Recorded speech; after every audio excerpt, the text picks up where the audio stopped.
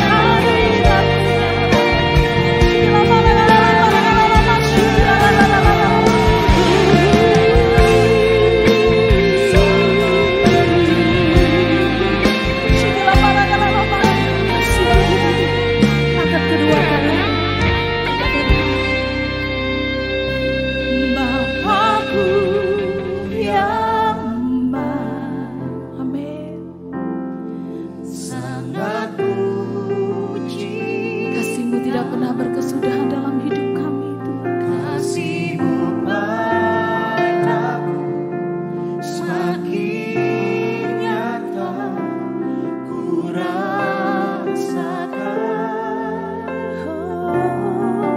Kaulah Bapa yang baik, penuh karunia,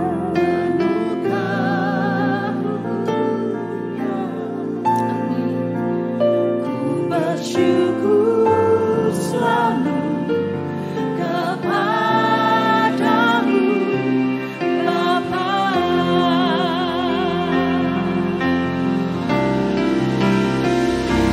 Bapa-Ku yang sangat ku cinta,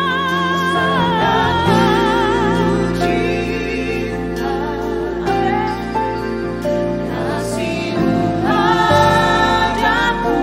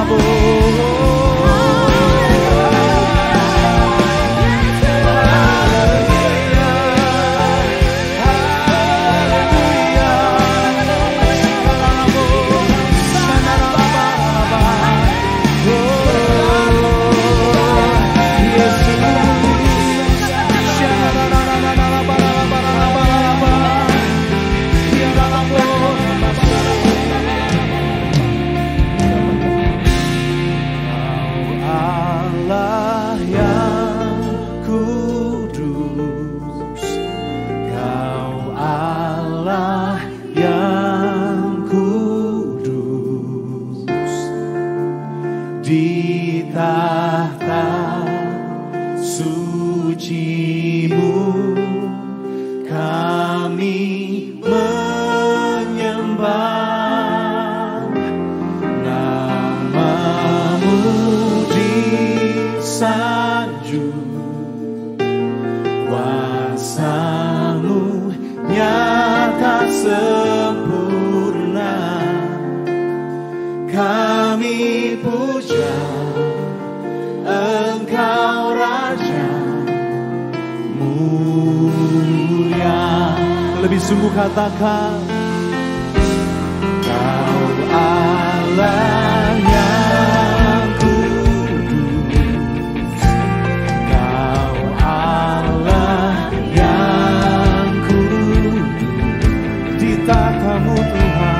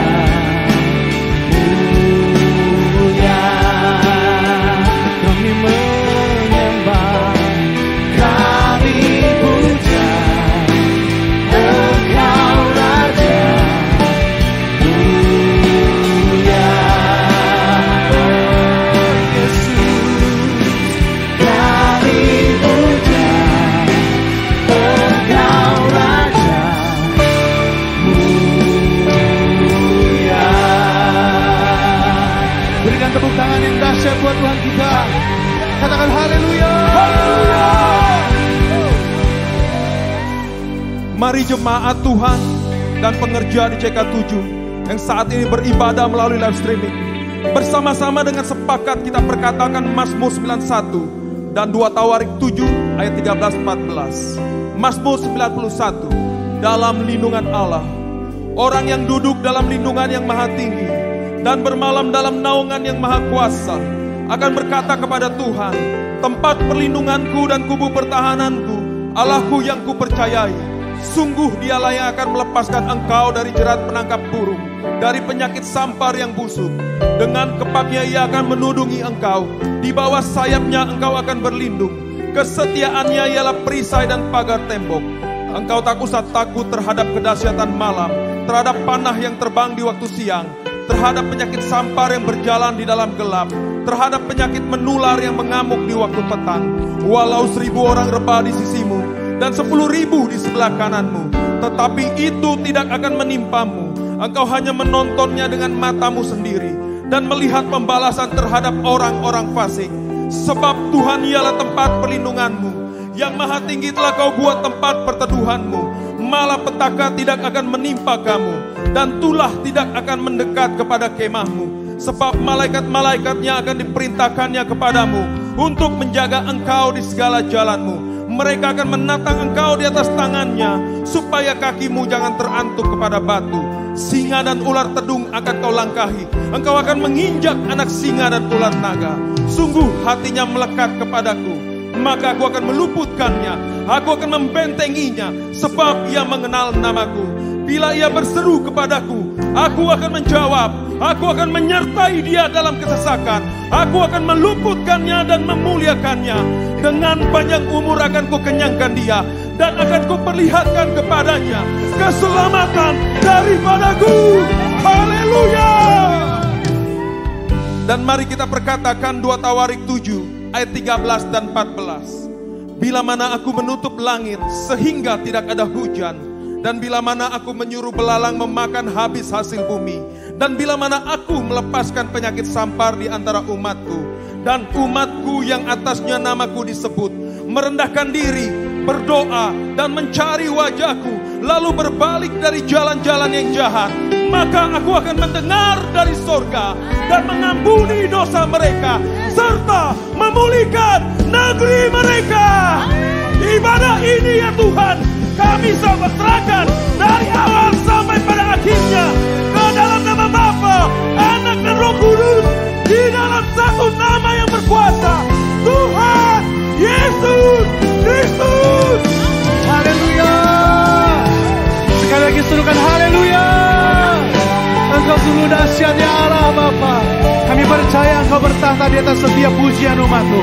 Bersama-sama yang siap memuji Tuhan, katakan amin.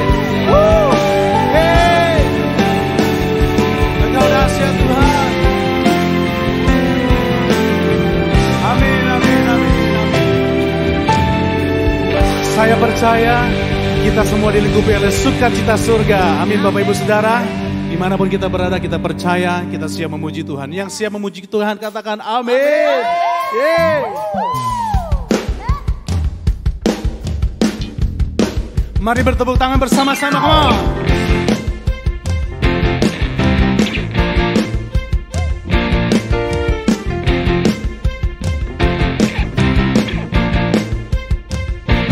Semua. Terpujilah nama-Mu Tuhan, kuat dan penuh kemuliaan. Satu suara kami nyatakan, kebesaran-Mu tetap selamanya. Terpujilah, terpujilah nama-Mu Tuhan, ajaib dan penuh keagungan. Satu hati kami nyatakan, kerajaan-Mu kekal selamanya. Here we go, come on. Oh, oh, oh, oh, Engkaulah Raja atas dunia, yang menghancurkan kutub dan membebaskan jiwa. Kami bersorak, bertepuk tangan. Engkau Tuhan berjaya dan meminta untuk selamanya. Here we go, come on. Terpujilah nama-Mu Tuhan, Dia kuat, amin. Kuat dan penuh kemuliaan. Satu suara kami nyatakan, kebesaran-Mu tetap selamanya. Terpujilah, come on. Terpujilah nama-Mu Tuhan, Dia ajaib, ajaib dan penuh keagungan. Satu hati kami nyatakan, kerajaan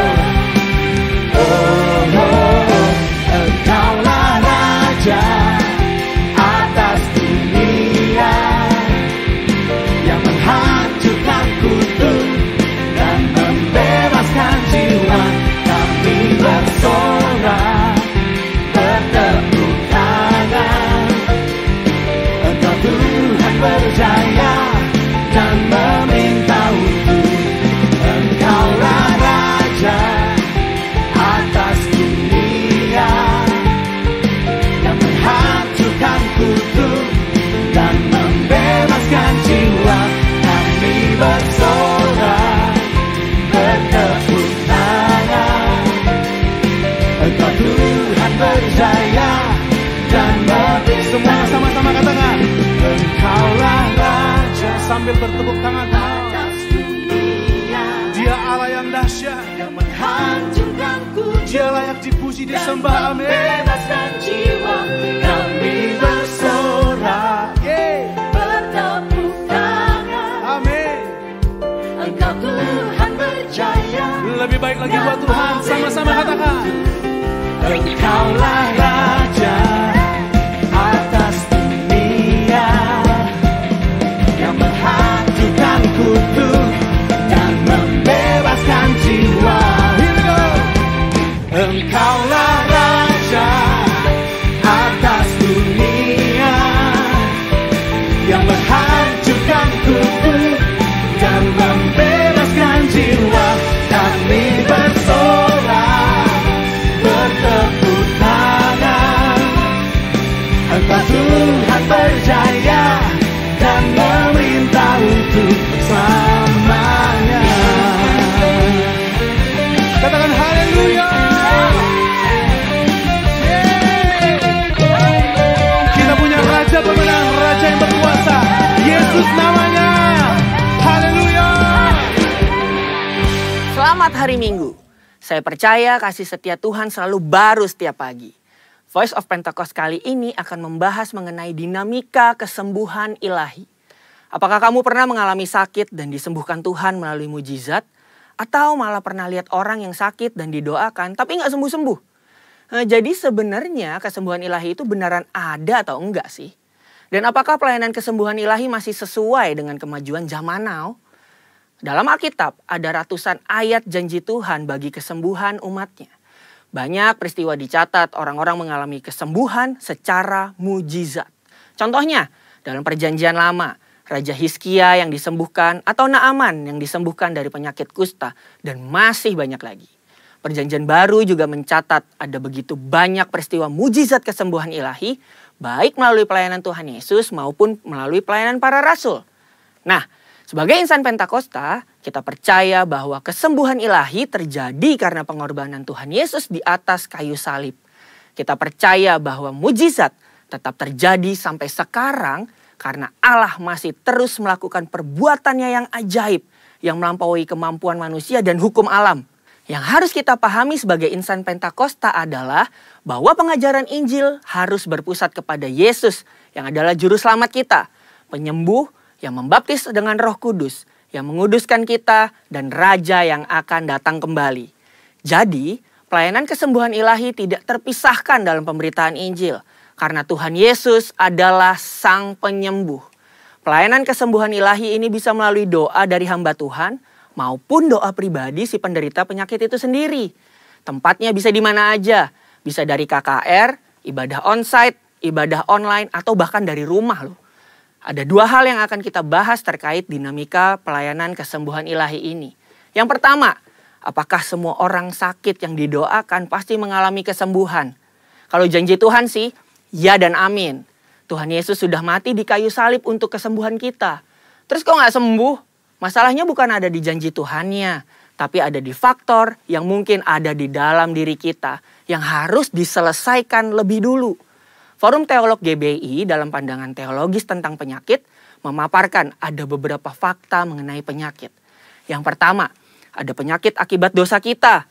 Yang kedua, ada hukuman Allah. Yang ketiga, karena perizinan dan kedaulatan Tuhan. Yang keempat, penyakit karena kejahatan iblis. Yang kelima, penyakit karena ulah manusia yang tamak, serakah, korup, dan destruktif. Untuk itulah kita perlu terbuka, mengaku dosa kita, memohon dan berdoa dengan iman. Seperti yang tertulis dalam Yakobus 5 ayat yang ke-14 sampai 16. Pelayanan ini merupakan bagian dari pelayanan yang dilakukan gereja. Tetapi hamba Tuhan dan gereja bukanlah Sang Penyembuh. Yang menyembuhkan tetap Tuhan Yesus sendiri. Hamba Tuhan dan gereja hanyalah alatnya. Jika seseorang didoakan dan gak sembuh saat itu juga, bukan berarti kita boleh seenaknya bilang, wah kamu gak beriman nih. Atau wah kurang doa ya. Proses kesembuhan ada yang langsung terjadi, yang artinya langsung sembuh setelah didoakan. Namun ada juga yang harus melalui beberapa proses seperti konseling atau didoakan beberapa kali baru mengalami kesembuhan. Yang kedua, apakah pelayanan kesembuhan ilahi masih sesuai atau relevan dengan situasi saat ini? Sudah jelas perintah Tuhan bagi kita sebagai anak Tuhan untuk mendoakan orang sakit tidak pernah dicabut. Justru pelayanan ini berjalan selaras dengan penginjilan. Namun kenyataannya gak mungkin dong kita bikin acara di lapangan bola terus ngumpulin semua orang yang sakit. Atau datang seenaknya ke rumah sakit. Apalagi ke ruang isolasi penderita COVID. Dan mendoakan mereka secara langsung agar mereka mengalami kesembuhan. Kenapa gitu? Karena pemerintah sudah mengeluarkan protokol kesehatan yang begitu ketat.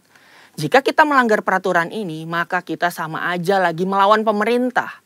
Dalam catatan Christian Evangel, ada satu kejadian pada tahun 1918 sampai 1919 di mana pandemi flu Spanyol menjadi momok mengerikan bagi dunia. Ada sekitar 50 juta orang meninggal akibat pandemi ini. Tetapi yang menarik, insan Pentakosta pada saat itu mengikuti anjuran pemerintah untuk meniadakan pertemuan ibadah dan mengkarantina yang sakit. Mereka tetap tinggal di rumah dan berdoa. Tetapi mereka terus menyatakan bahwa Allah adalah tabib. Sama seperti yang kita lakukan sekarang ini nih. Luar biasanya, dampaknya adalah banyak orang yang lahir baru dan disembuhkan dari sakit penyakit akibat pandemi tersebut.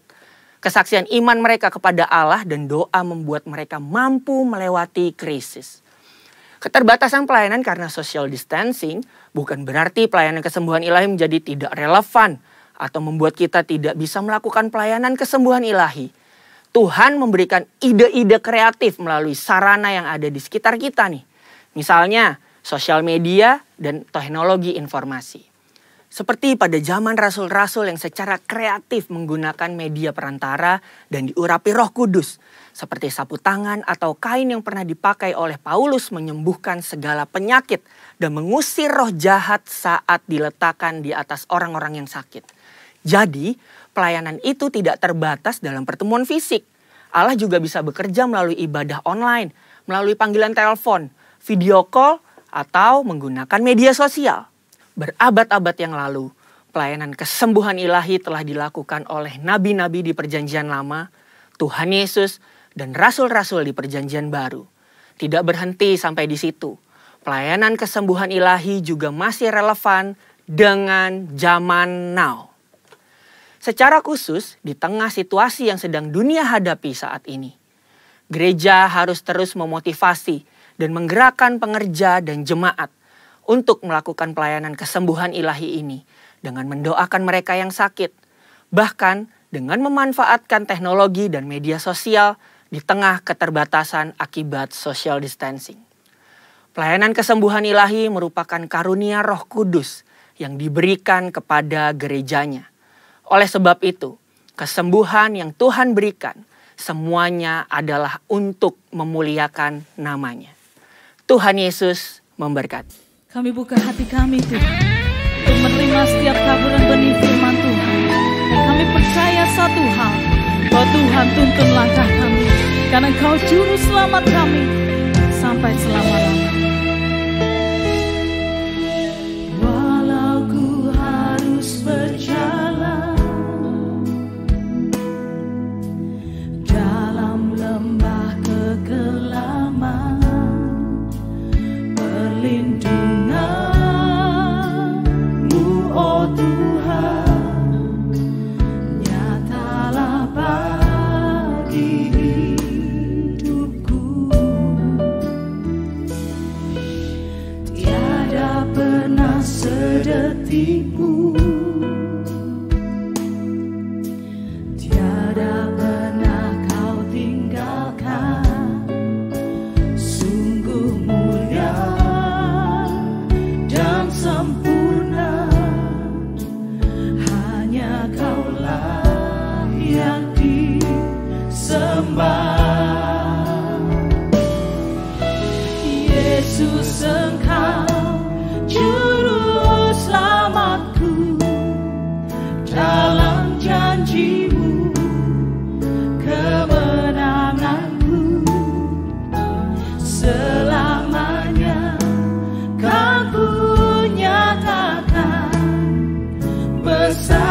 setiamu Tuhan di hidupku. Kau selalu ada di depan kami.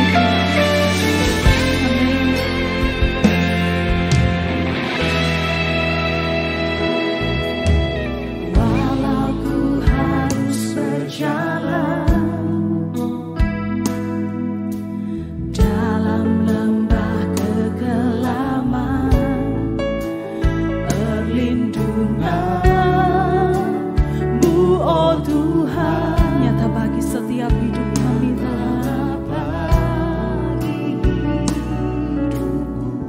tiada pernah sedetik, tiada pernah sedetik pun, tiada pernah Kau tinggalkan. Sungguh mulia dan sempurna, hanya Kau layak disembah. Yesus, Engkau juru selamatku, dalam janji-Mu kemenanganku. Selamanya Kau ku nyatakan, besar setiamu Tuhan di hidupku. Yesus, Engkau juru selamatku, dalam janji-Mu. Amin. Selamanya kami mau nyatakan Tuhan. Selamanya kan ku nyatakan, besar setiamu Tuhan di hidupku. Mari umat Tuhan sungguh-sungguh katakan, Yesus, Engkau juru selamatku, dalam janji-Mu. Itulah kemenangan kami. Amin. Terima kasih ya Bapa. selamanya kan ku nyatakan, Besar besar setiamu. setiamu Tuhan di hidupku. Yesus, Engkau juru selamatku, dalam janji-Mu kemenanganku. Selamanya kan ku nyatakan, besar setiamu Tuhan di hidupku.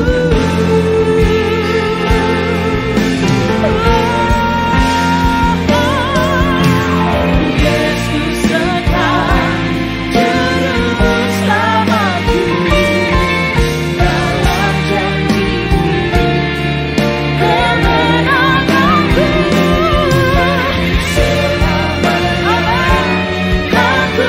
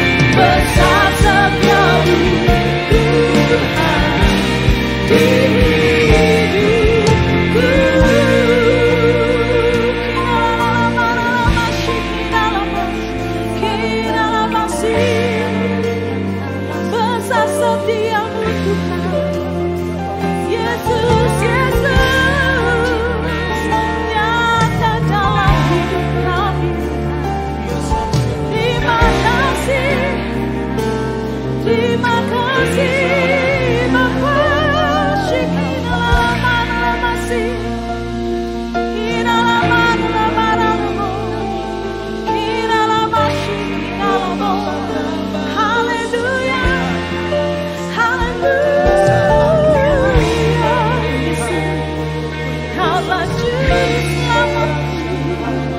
Shikira para